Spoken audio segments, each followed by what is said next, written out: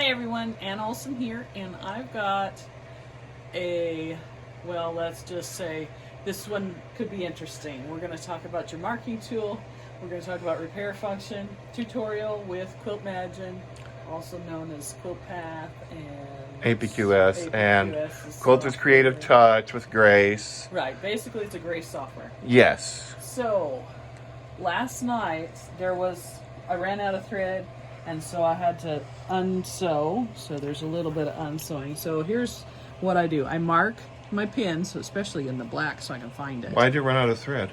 Well, my bobbin ran out. Oh, and it keeps going, yes. Yes, so okay. I've got it unpicked so that I can come back in and tie on. But I didn't realize last night that I hadn't actually finished, because I walked away for a while and then came back. I didn't realize I hadn't finished my section that I was quilting. So here's what you got to do if you're coming back in, if you've had a power outage or whatever. You hopefully saved before you left and went and stitched, which I had done. So I had saved my pattern. So I'm going to go, and because I saved it as a pattern, I can actually go to select and sew to pull it up. Now I have it in my, let me go to where you guys, this would be your continuous line. That's where I happen to save it. And I have my patterns that I've downloaded. I've got a whole folder that's specifically for them. So I know where I saved it. So that's important to remember. So maybe make yourself a note or whatever. And I have it saved as this right here. So I'm going to open that up. And there it is. Now I can do my 4-point placement, which that's one of the reasons I like to use pins, because I put the pins where my 4 points are and I don't take them out until I've rolled the section. So I'm going to come over here. I do not have an exact measurement of where they are because I brought this over the side so that it actually is straight, because when it stitches and goes to the next line, for some reason it does a funny angle, which you can actually see up here on the screen. In this particular pattern, instead of being a nice straight line, it does a funny thing. So I actually go over the edge a little. So my pins are out here. Now if I'd known I was going to do this, I would have put 2 pins in here crossed where my exact point is that I needed to be. So I'm going to assume that I'm close because of where the stitching from the previous ones are. So I'm going to mark that upper one. I'm going to mark this up lower one. And now we're going to go to the other side of the quilt. And I'm going to mark those other 4 corners. So up here, you can see these 2 have been marked. These 2 have not. So I'm going to mark this one, and I can tell that the straight end is right there.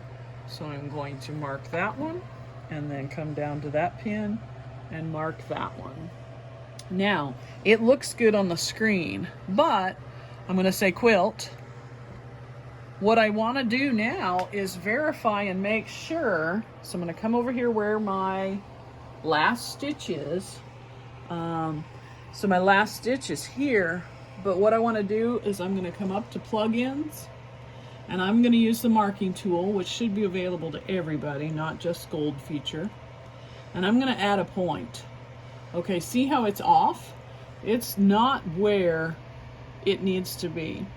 So what I'm going to do is I'm going to use the head, sew head, and actually mark my line. So I'm going to follow along and hit it several times, and if you'll watch the screen for us, Pete, you can see that it's making a brown line up there where that is. So I'm going to do the whole part of this curve. I'm trying to keep the needle in line with that part of that S curve right there, okay?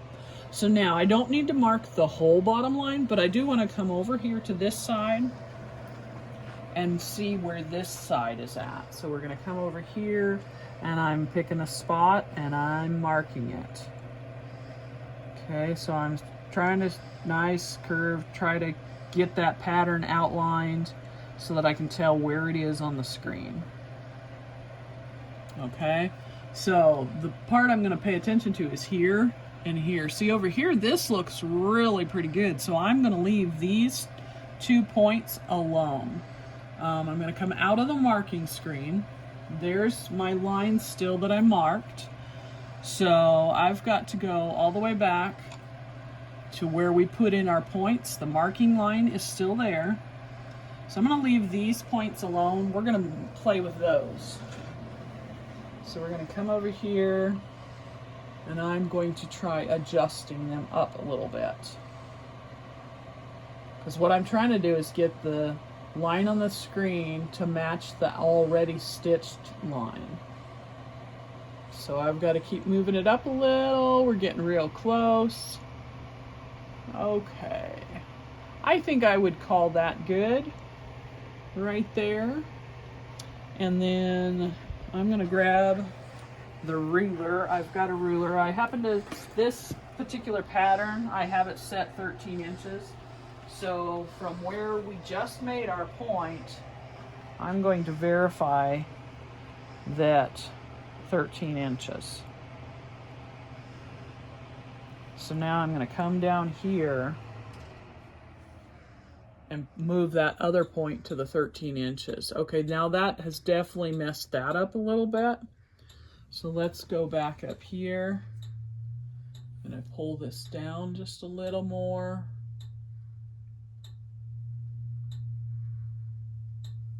Let me keep pulling it down. So you got to play with it a little bit, but that marking tool helps us know how to get it lined back up.